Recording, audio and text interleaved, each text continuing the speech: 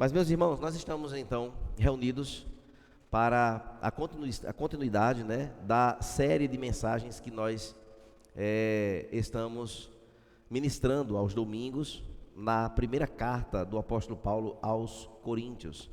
Então, sabemos que esta carta ela é muito valiosa, tem muitos parâmetros importantes que requer uma atenção, né, de acordo com aquilo que era vivido naquele tempo nesta igreja, uma igreja que o apóstolo Paulo, ele plantou esta igreja, ele fundou esta igreja no aspecto humano, como alguém enviado por Deus para isto fazer, e esta carta, ela foi escrita então após 3 anos de caminhada, de existência, quando ele não mais estava lá, naquela cidade, em Corinto, e ele estava agora escrevendo esta carta para aquela igreja, de acordo com os relatórios, né, que ele recebeu de pessoas da casa de alguém chamado Chloe.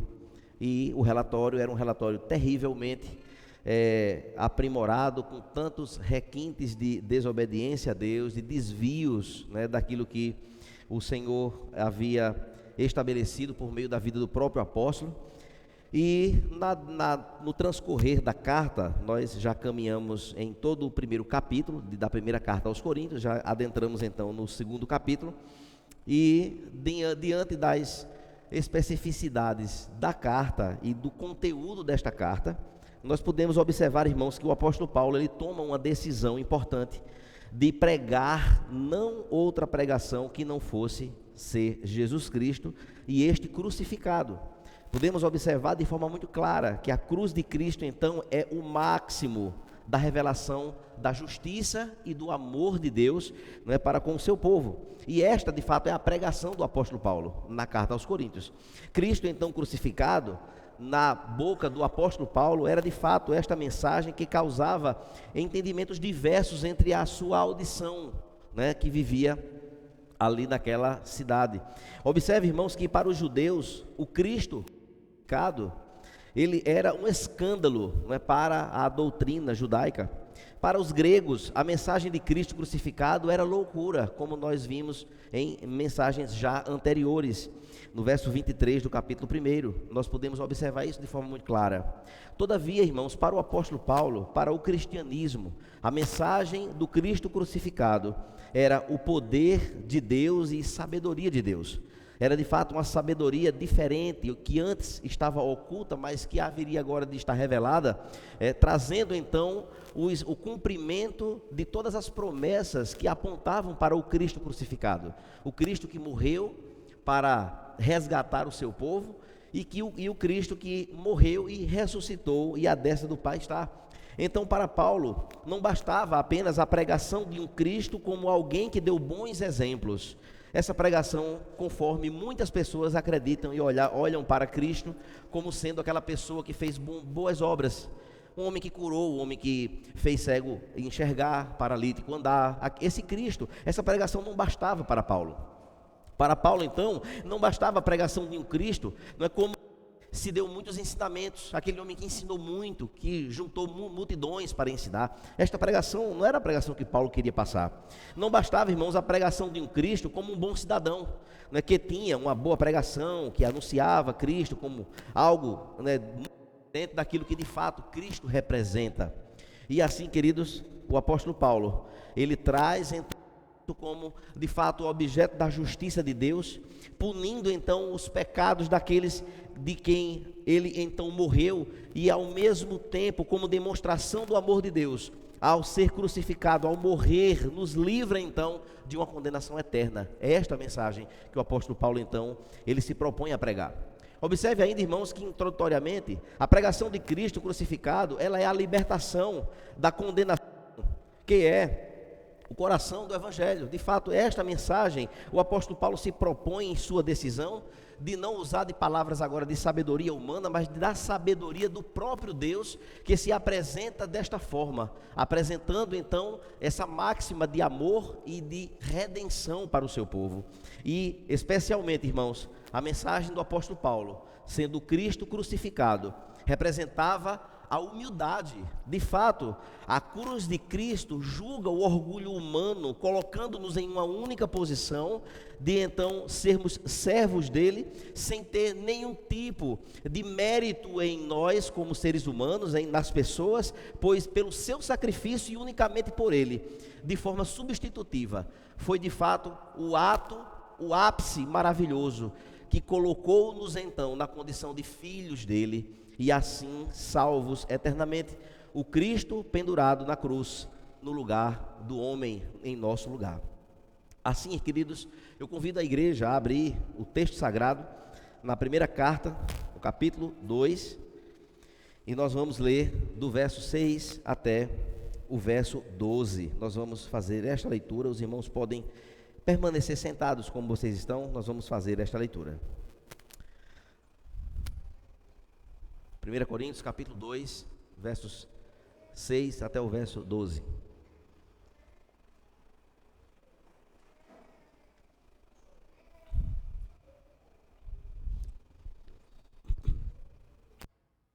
O texto então diz assim: no entanto, transmitimos sabedoria entre os que são maduros, não porém a sabedoria deste mundo, nem a dos poderosos desta época, que são reduzidos a nada. Pelo contrário, transmitimos a sabedoria de Deus em mistério, a sabedoria que estava oculta e que Deus predeterminou desde a eternidade para a nossa glória. Nenhum dos poderosos deste mundo conheceu essa sabedoria, porque se a tivesse conhecido, jamais teriam crucificado o Senhor da glória. Mas como está escrito, nem olhos viram, nem ouvidos ouviram, nem jamais penetrou em coração humano o que Deus tem preparado para aqueles que o amam. Deus, porém, revelou isso a nós por meio do Espírito, porque o Espírito sonda todas as coisas, até mesmo as profundezas de Deus. Pois quem conhece as coisas do ser humano, a não ser o próprio espírito humano que nele está? Assim, ninguém conhece as coisas de Deus, a não ser o Espírito de Deus. E nós não temos recebido do Espírito do mundo, e sim o Espírito que vem de Deus, para que conheçamos o que por Deus nos foi dado gratuitamente. Oremos ao Senhor. Pai querido, mais uma vez nós recorremos a Ti, Senhor, ao Teu Santo Espírito, pela iluminação dele em nossas mentes, a fim de que compreendamos a Tua palavra, Senhor. Traz-nos, ó Deus, a plena ciência, ó Deus, daquilo que o Senhor quer trazer para nós nesta noite. Que o Senhor Deus penetre corações e mentes aqui, e que possamos, ó Deus, ser ricamente alimentados por esta palavra. Ó Deus, leva-nos, ó Pai, ao trono da graça, e que sejamos assim abençoados, indo adiante, ó Deus, de nós nesta ministração, Pai, que seja a Tua intervenção e a Tua voz falando ao nosso coração. Assim nós te oramos, em nome de Jesus, amém. Amados irmãos, Paulo nesta porção aqui utiliza mais um argumento para combater o problema da divisão que havia naquela igreja. Havia de fato uma divisão que era impregnado no público daquela igreja, pois uns diziam que eram de Apolo, outros diziam que eram de Paulo, outros diziam que era de Pedro e outros eram os de Jesus. E esta divisão então era um assunto que tomou o coração do apóstolo Paulo, no sentido de que precisava ser combatida esta divisão, que nenhum deles era nada em si, a não ser todos de Cristo. E assim, meus irmãos, o apóstolo Paulo começa a trazer agora argumentos profundos e de muita amplitude no seu conhecimento, a fim de que ele pudesse então desconstruir todo o aparato de intelectualidade que esses homens que passaram, com exceção de Cristo, que é o nosso Senhor Todo-Poderoso, puderam então arrogar para si qualquer tipo de glória. E meus irmãos, o apóstolo Paulo então, ele usa mais esse argumento agora aqui, na tratativa desta problemática, trazendo então argumentos que vão de fato modificar ou realinhar o entendimento acerca daqueles que passaram pela igreja e que deram suas contribuições, como esses homens que nós acabamos de falar. Observe, irmãos, que em primeiro lugar, quando nós já passamos pelo primeiro capítulo, verso 18 a 21, a sabedoria de Deus era muito mais a sabedoria humana. O apóstolo Paulo defende isso, que a sabedoria de Deus está acima de qualquer tipo de sabedoria humana, de qualquer filósofo, de qualquer cientista, de qualquer tipo de ideologia. Não existe nada acima da sabedoria de Deus. E isto fica muito claro na defesa do apóstolo Paulo, no combate às pessoas que olhavam então para os homens como celebridades, como aquelas pessoas que tinham algo em si mesmo para dar para a igreja. E o apóstolo Paulo então, ele condena esse entendimento. Em segundo lugar, no seu segundo argumento de combater esta divisão por conta disso, é de fato, irmãos, olhar para a própria membresia da igreja. Ele faz isso. E ele: olhem para vocês mesmos. Quantos nobres vocês têm na igreja? Quantos ricos, quantos doutores? São apenas, irmãos, pessoas simples. Pois o Senhor, ele utiliza-se então, não da impressão ou de ser impressionado à erudição, sabedoria, apenas meramente humana, mas que seja um entendimento acerca das Escrituras, de Cristo. E isto, de fato, o apóstolo Paulo combate mais uma vez. Em terceiro lugar, irmãos, o apóstolo Paulo, ele reafirmou que tipo de pregação ele usou quando estava, de fato, pregando o evangelho para aquela igreja. Foi exatamente a pregação do domingo passado, pois ele pregava a Cristo crucificado, sem uso de sábias palavras, sem retórica, sem nada de convencimento pessoal, que ele não queria trazer a atenção da sua audição para ele como pregador, mas sim para Cristo, que é a autoridade máxima da igreja. E de fato, irmãos, ao olhar para esta questão, nós sabemos que o apóstolo Paulo era um homem eloquente. Ele era um homem de palavras profundas, rebuscadas e de entendimento, mas ele não fez uso destas ferramentas. Ele usou palavras simples, ele usou palavras entendíveis a todos, acessíveis.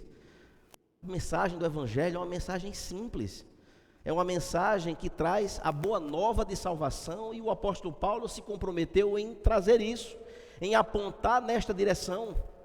E meus irmãos, observe que na oposição daquilo que se colocava diante do apóstolo, ele então se posiciona desta forma. E na porção de hoje, Paulo disse: eu tinha uma sabedoria, sim, claro, nós falávamos de uma sabedoria, e eu vou mostrar qual é essa sabedoria. O apóstolo Paulo, ele traz em sua fala, de fato, a argumentação que não seria uma sabedoria humana, cultivada no coração humano, limitada, não, a sabedoria que o Espírito de Deus havia revelado por meio da sua ação soberana, dos seus ensinamentos, que foi dados pelo próprio Cristo aos seus apóstolos e assim por diante, na completude, né, daquilo que já havia sido revelado desde o início de todas as coisas. E Paulo, irmãos, ao se aproximar daquela situação de Coríntios, observe, querido, que ele descobre que a questão da divisão era muito mais sério do que aparentava. De fato, a questão da divisão, havia de fato ali não apenas uma divisão por uma divisão, não era apenas um partidarismo, mas era então, irmãos, uma problemática de espiritualidade que estava ali embasando toda aquela questão que havia naquela igreja. E de fato, irmãos, quando nos aproximamos deste texto de hoje, e nós podemos então entender que o conceito errado acerca da espiritualidade é algo que acontece muito nos corações de muitos crentes hoje, nós podemos então encontrar muitas respostas a comportamentos que estão em desacordo com a palavra de Deus. É de fato problema de espiritualidade, é de fato um problema de o entendimento de um conceito errado acerca do que é ser espiritual, pois há de fato, irmãos, algo muito peculiar no nosso tempo, de que a espiritualidade de alguém é medida por aquilo que se vê da pessoa, apenas isso, e não por aquilo do que se vive a pessoa. E meus irmãos, muitos apenas porque cantam, porque levantam as mãos, porque utiliza-se então de algum dom que Deus, no caso, particularmente dá, ou há alguém que de repente é a pessoa, apresenta-se assim, e acha que isso é de fato ser espiritual. E meus irmãos, como o apóstolo Paulo, ele então pensava, fazia de fato, na sua fala, nesta carta, de que era questionável tal espiritualidade diante daquilo que se observava nas entranhas daquela igreja. E meus irmãos, observe, queridos, que eles pensavam que eram espirituais, eles pensavam que eram cheios do Espírito Santo. Os irmãos lembram muito bem que na série em Efésios, que nós já ministramos aqui anteriormente a esta série, para que um homem ele fosse considerado cheio do Espírito Santo, ele deveria tratar bem a sua esposa. Ele deveria amar a sua esposa como Cristo ama a igreja. O apóstolo Paulo é claro quanto a isso. Então, mostrar uma espiritualidade em casa, maltrata a esposa, não cuida dela, não ama, não zela, não dá a vida por ela, está em desacordo. Da mesma forma a mulher quer ser cheia do Espírito Santo, ela deve respeito ao marido, amar o marido, ser bênção na vida do marido, lutar pelo casamento, viver em dia com a construção matrimonial. E isto é uma das evidências fortes. E meus irmãos, o que de fato acontecia lá em Corinto, só para começo de história, quando a gente olhava, irmãos, para o culto, falavam em línguas estranhas, em mistério, né, como a gente conhece por aqui, profetizavam dentre as manifestações de dons espirituais, e eles consideravam que tais manifestações desses dons espirituais era de fato algo extraordinário, mas demonstrava, irmãos, espiritualmente imaturidade. Porém, ao mesmo tempo que a igreja vivia estas questões, havia uma igreja dividida, uma igreja com problema de tolerância à imoralidade sexual, havia uma igreja com problema de disciplina eclesiástica não vivida e não praticada, havia de fato, irmãos, um de divisão, irmãos contra irmãos nos tribunais, havia de fato crentes que frequentavam então templos pagãos e praticavam prostituição nesses tempos, naquele tempo. E também havia até um grupo dentro da igreja que negava a ressurreição de Cristo, tinha dentro dessa igreja. Observe, irmãos, que ao olhar este relatório terrível, o que é que fica-nos de reflexão quanto a isso? O que é que o apóstolo então começa a construir nesse argumento para chegar então no capítulo 3, onde as coisas ficarão mais apertadas ainda? E aí, meus irmãos, como uma igreja assim pensa ser espiritual? Por conta do conceito errado, de fato, é a resposta. A igreja vivia desta forma por um conceito errado de espiritualidade. Eles achavam que ser espiritual era fazer uso dos dons, e não era nada disso. Quando vivia então de forma toda errada. E o que é que Jesus responderia? Observe que em Mateus capítulo 7, versos do 20 ao 23, o próprio Jesus disse: portanto, pelos seus frutos os conhecereis. Nem todo aquele que diz Senhor, Senhor entrará no reino dos céus, mas aquele que faz a vontade do meu Pai, que está nos céus. O verso 22, Jesus fala: muitos me dirão naquele dia, Senhor, Senhor, não profetizamos nós em teu nome? E em teu nome nós não expulsamos demônios, e em teu nome nós não fizemos muitas maravilhas? E então lhes direi abertamente, diz o Senhor: nunca vos conheci, apartai-vos de mim, vós que praticais a iniquidade. E meus irmãos, o que é que de fato o apóstolo está construindo? No capítulo 3 desta carta, olhe para este verso primeiro comigo. Quando ele vai construir todo este argumento, ele vai desaguar neste capítulo 3, no primeiro verso, quando diz assim: eu, irmãos, não pude falar a vocês como a pessoas espirituais, e sim como a pessoas carnais, como a criança em Cristo. E meus irmãos, que conclusão pesada o apóstolo Paulo dá para esta audição, para aqueles que leram a sua carta. Porque observem, naquele tempo as cartas chegavam e os líderes da igreja juntavam todo o povo para ler a carta do apóstolo. Imagine o que é o leitor fazer a leitura aberta desta carta. Quando o apóstolo Paulo diz: eu falei para vocês, não como pessoas espirituais. Por quê? Por conta de tudo isso aqui que eu já falei. Vocês estão aqui, tudo fora. E vocês acham que está tudo bem, acham que estão espirituais e não estão. E sabe o que acontece? Concluindo, eu falei, na verdade, foi para pessoas carnais. E aí, meus irmãos, voltando então para o verso 6 que nós lemos, o apóstolo Paulo então ele apresenta a sabedoria secreta de Deus. Ele começa agora a apresentar, diante daquela igreja, qual é a sabedoria que ele fala em seus argumentos, em sua pregação, em sua mensagem.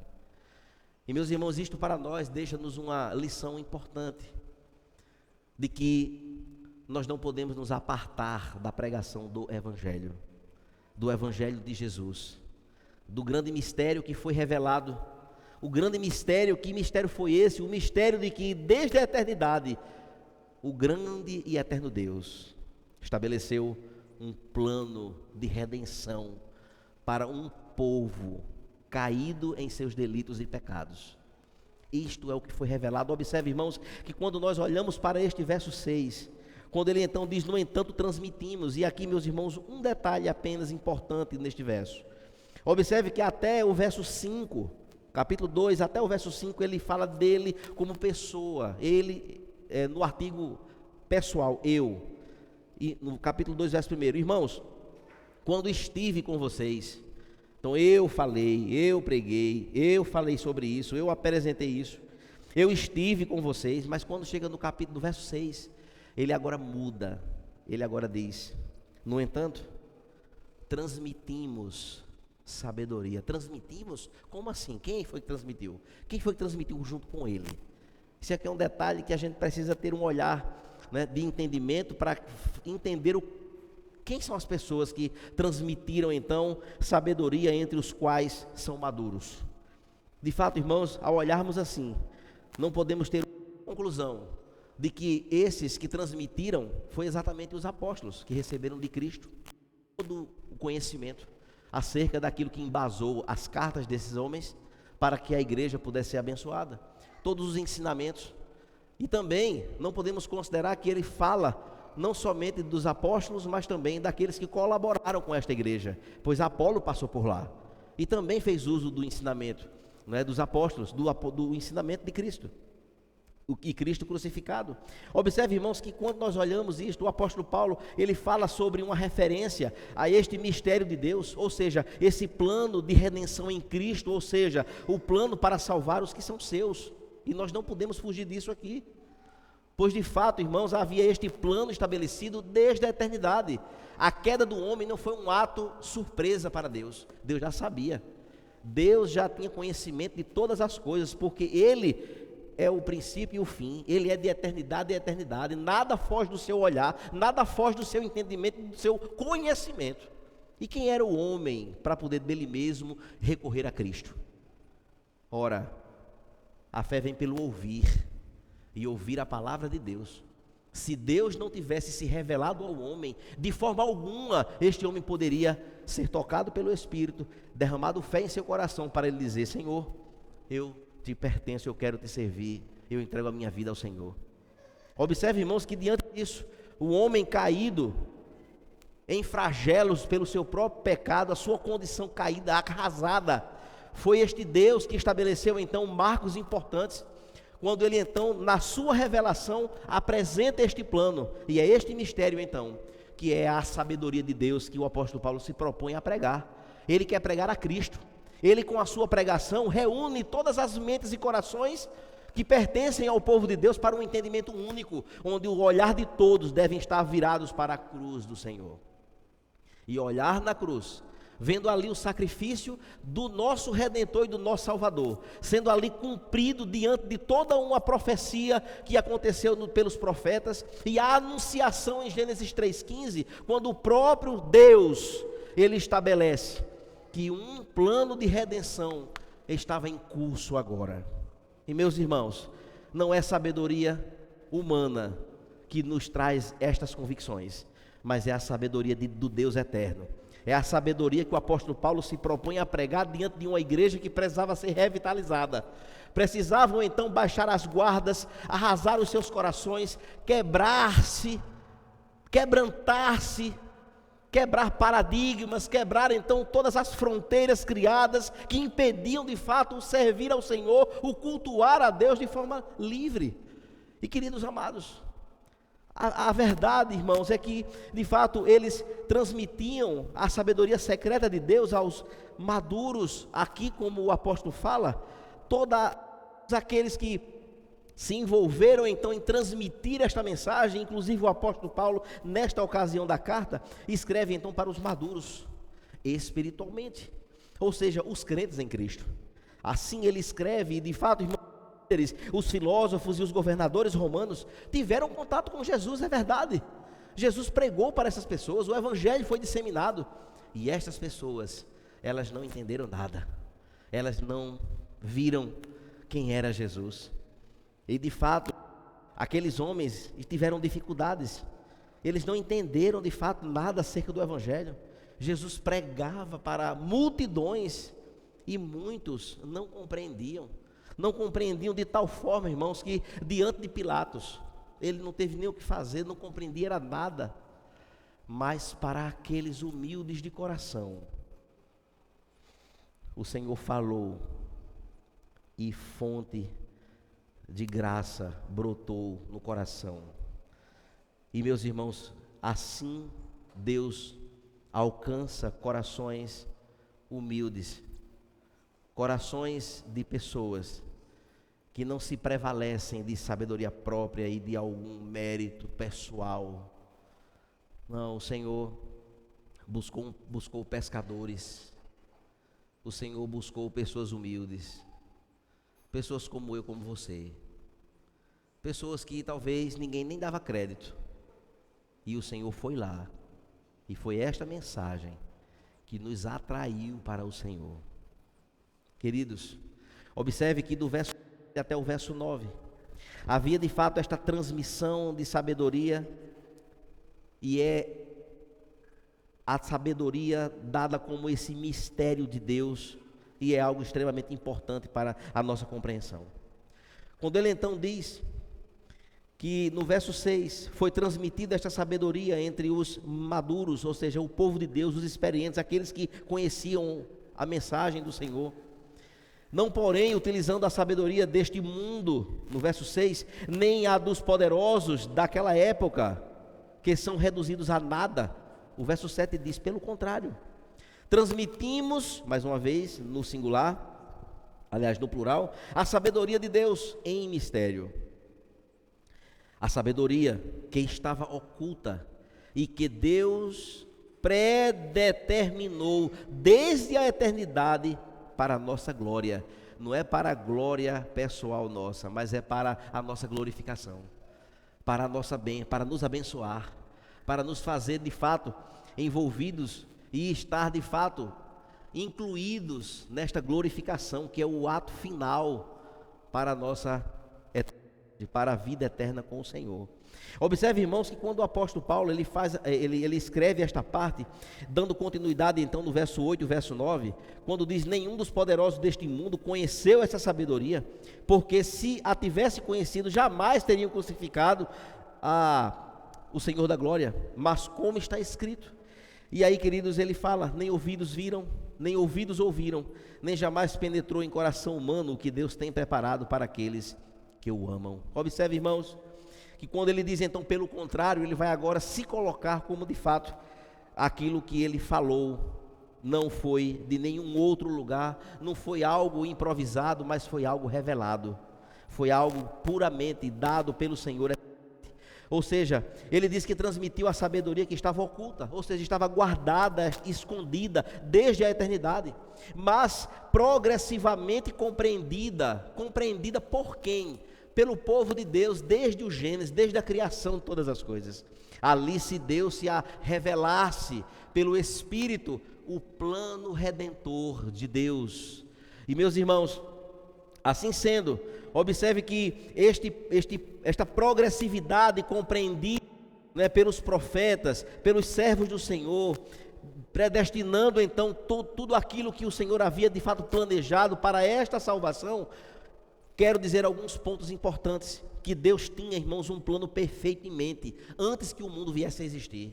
O plano de Deus nunca é falho, o plano de Deus nunca é perdido, nunca é um plano capenga, nunca é um plano que não foi muito bom, não foi elaborado, não. O plano de Deus é um plano perfeito, é um plano extraordinário, completo, um plano maravilhoso. Não era, irmãos, um plano B, que ele de repente puxou na manga, rapaz, eu planejei, deu errado, eu vou aqui dar uma ajeitada aqui nesse plano. Não, ele está, irmãos, por trás da mega narrativa bíblica. Deus está por trás, governando todas as coisas soberanamente. Deus está de fato, irmãos, por graça e misericórdia, agindo para que o seu povo seja ajuntado para uma vida eterna. Deus é quem está cuidando da minha vida e da sua. É quem nos sustenta de pé na caminhada. É Deus quem nos faz prevalecer, não é os nossos méritos, porque nós por nós mesmos não éramos capazes, mas é Deus nos sustentando. É Deus quem atua na igreja, abençoando-nos por meio do seu Santo Espírito, em sua ação poderosa. É Deus que tem provido tudo que nós precisamos para podermos viver até o dia em que Ele já determinou. Esse Deus é um Deus maravilhoso, é um Deus soberano sobre todas as coisas. E ninguém, irmãos dos poderosos, entendeu esse mistério. O mistério é o plano de salvar, o plano redentor. Ninguém conseguiu entender o mistério antes oculto e agora revelado, irmãos, em sabedoria, que apontava então para este evangelho, para o plano redentor de Cristo, que torna-se então conhecido progressivamente na história das Escrituras Sagradas. Observe, irmãos, que quando nós olhamos para este verso 9, quando de fato diz: nem ouvidos ouviram, nem olhos viram, nem ouvidos ouviram, nem jamais penetrou em coração humano o que Deus tem preparado para aqueles que o amam. Quantas interpretações equivocadas e erradas eu já ouvi. Já fiquei até impressionado com pregadores quando eu era mais jovem, que pregava sobre isso aqui, meus irmãos. Mensagens que são extremamente complexas, pois a verdade deste verso é que aqui é uma citação de Isaías capítulo 64, verso 4. Ou seja, o apóstolo Paulo está pensando este texto lá do profeta Isaías e trouxe para cá, quando Isaías já apontava que isto aqui não era nada de bênçãos terrenas. Não eram. Tantas interpretações sobre o céu, não é? Já ouvi muitas pregações assim: nem olhos viram, nem ouvidos ouviram, nem jamais penetrou o coração humano o que Deus tem preparado para aqueles que o amam. E a gente acha que é o céu, que está falando sobre o céu. Eita, coisa maravilhosa. Não é, irmãos. Não é. Pior ainda, alguns neopentecostais, adeptos da teologia da prosperidade, conseguem ir um pouco mais além, afirmando com base nesse versículo que nós devemos sonhar com coisas materiais ainda não vistas pelos nossos olhos, nem ouvidas, porque o Senhor tem preparado para aqueles que o temem, que o amam, não é? Então são bênçãos terrenas. Meus irmãos, como é bom pregar sistematicamente na sequência, porque o que está sendo dito aqui nada tem a ver com essas coisas. Ele não está falando do céu, e é maravilhoso o céu, eu tenho certeza disso, anseio isso, e tenho esperança em Cristo, que quando Ele vier nos buscar, nós estaremos lá. Amém? Amém, irmãos? Não tenham dúvida disso. É por isso que nós estamos aqui, cultivando e nutrindo, buscando a palavra, aquilo que o Senhor tem para nós hoje, para fortalecer a nossa caminhada, a nossa fé, o nosso coração. A palavra de Deus nos nutre, nos anima, enche-nos de coração, e que um dia nós iremos partir daqui para estar eternamente com Ele. E meus irmãos, o texto aqui, queridos, fala sobre aquilo que estava oculto e que olhos não viram, que ouvidos não ouviram, e nem jamais penetrou no coração humano aquilo que Deus tem preparado para aqueles que o amam. Ele está falando da revelação da salvação, do plano redentor, do plano de resgatar o homem no pecado, para trazer para a sua maravilhosa luz. É isto que o texto está nos ensinando nesta noite. E de fato, irmãos, esta mensagem para aqueles que não são espirituais, não vão entender. Quantos nós pregamos, como no último Vim de Sertão, que nós fomos para Catolé do Rocha. Eu estive numa casa, juntamente com o seminarista Valber e uma irmã, e ao nos identificarmos como servos do Senhor, e que viemos trazer uma mensagem de Jesus, a senhora diz com todas as letras: eu prefiro ir para o inferno do que ser crente em Jesus. e falou num tom agressivo, com a voz forte e convicta e em alto e bom som, porque é carnal, não é espiritual. E queridos amados, ao olhar então, irmãos, para esta narrativa, Paulo está, irmãos, se referindo a Cristo crucificado. Ele está trazendo a atenção daqueles irmãos para deixar qualquer tipo de entendimento e de qualquer coisa que arraigue os seus corações, para estar agora olhando para o Senhor, para este plano maravilhoso que foi estabelecido antes da fundação do mundo, que ninguém conhecia, mas que agora estava sendo revelado. E era isto que o apóstolo Paulo pregava. Observe, irmãos, que no verso 10 até o verso 12, como é que essa sabedoria pode ser conhecida? E meus irmãos, observe que Deus diz, o texto diz assim: Deus, porém, revelou isso a nós. Isso o quê? Isso que foi dito no verso 9. Deus então revelou a nós por meio do Espírito, com E maiúsculo, é do Espírito Santo. Ele que nos revelou. Foi por meio dele que nós conhecemos a verdade, aquilo que o Senhor então havia planejado, porque o Espírito sonda todas as coisas, até mesmo as profundezas de Deus. O Espírito Santo de Deus conhece profundamente aquilo que está no coração de Deus, pois quem conhece as coisas do ser humano, a não ser o próprio Espírito humano, com E minúsculo, que nele está. Assim, ninguém conhece as coisas de Deus, a não ser o Espírito de Deus. E nós que temos recebido o Espírito do mundo, aliás, e nós não temos recebido o Espírito do mundo, e sim o Espírito que vem de Deus, para que conheçam o que por Deus nos foi dado gratuitamente. Ou seja, as palavras do apóstolo Paulo deixam muito claro que aquilo que ele prega não vem do espírito humano, mas vem do Espírito de Deus, que conhece profundamente o coração de Deus, o ser de Deus. E meus irmãos, é diante destas afirmativas que Paulo então ele desconstrói os paradigmas da sabedoria humana. Ele destrói, ele coloca na lona.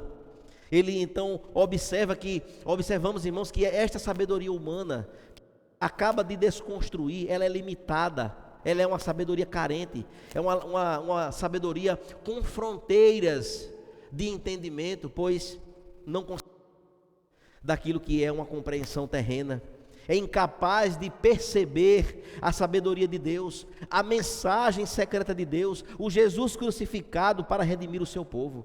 Portanto, quem pode conhecer?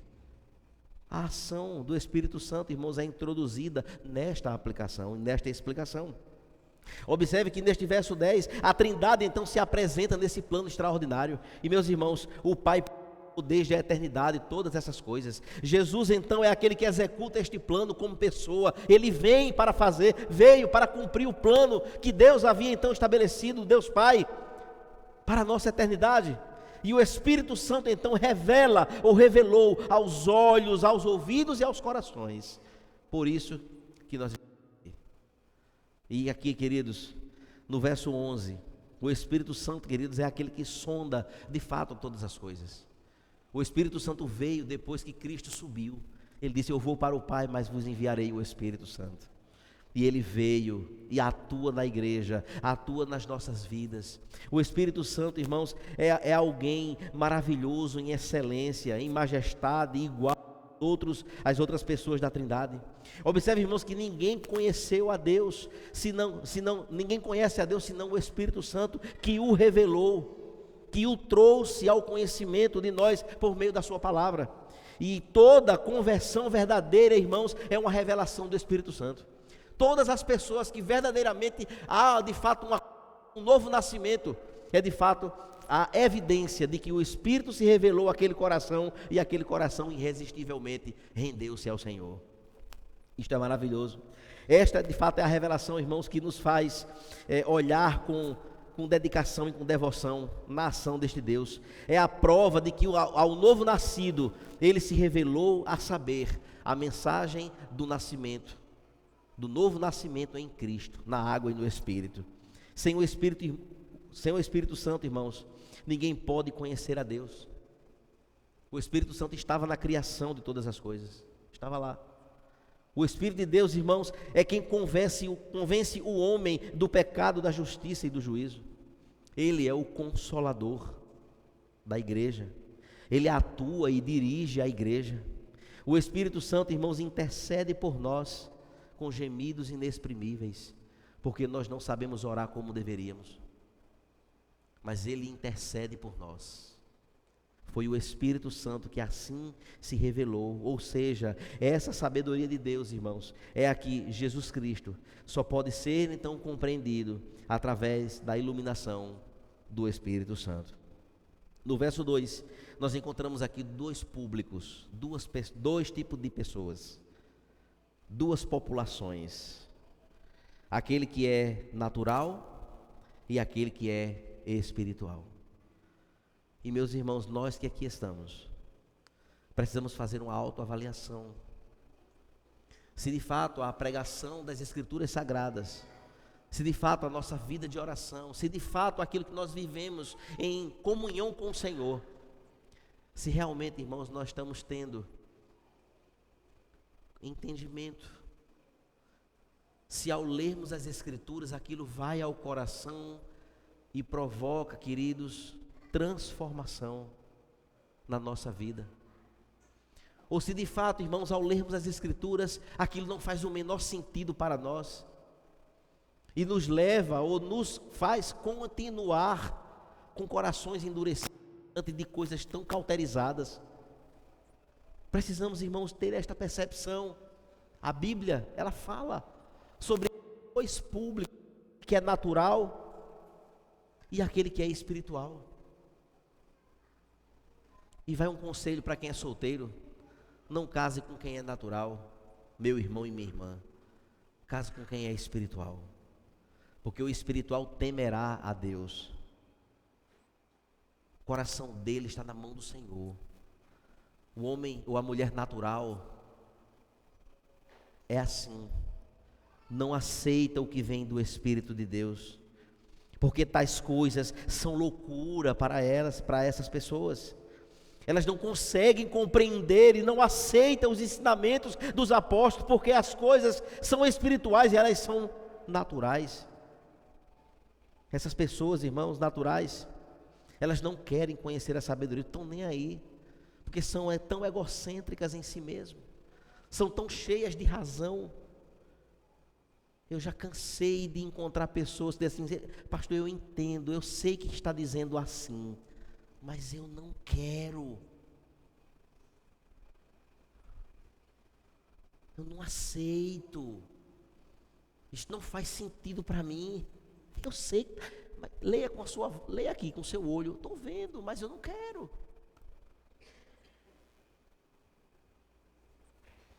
Mas eu já me encontrei com outros que, ao ler o texto, antes de concluir a leitura, as lágrimas caem ao chão e sai dali dizendo: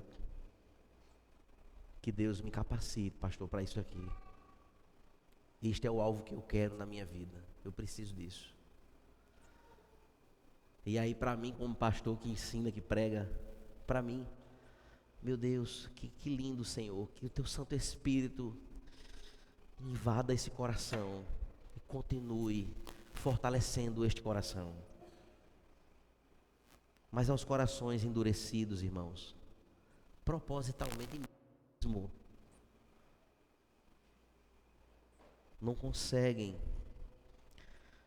compreender o que o Senhor fez por ela. Já as pessoas espirituais, irmãos, ouvem as palavras dos apóstolos, entendem a palavra de Deus ao coração, são aqueles cujas suas vidas se quebram diante da palavra, diante do Espírito Santo, diante da sabedoria de Deus, do Cristo crucificado, daquela cruz ensanguentada, e diz: Senhor, obrigado pelo teu amor, pelo teu perdão. Senhor, me abraça. Senhor, eu quero isso aqui. É isso que eu quero. Eu preciso desta presença. E aqui, meus irmãos, o apóstolo Paulo fala, na sua carta, observe que o capítulo 13 está chegando, quando ele vai dizer isso com toda clareza. Vocês são carnais, são pessoas naturais, porque vivem nesta divisão, e vocês sabem que está errado, vocês vivem tolerando a imoralidade sexual, e para vocês está tudo bem. Como a igreja pode conceber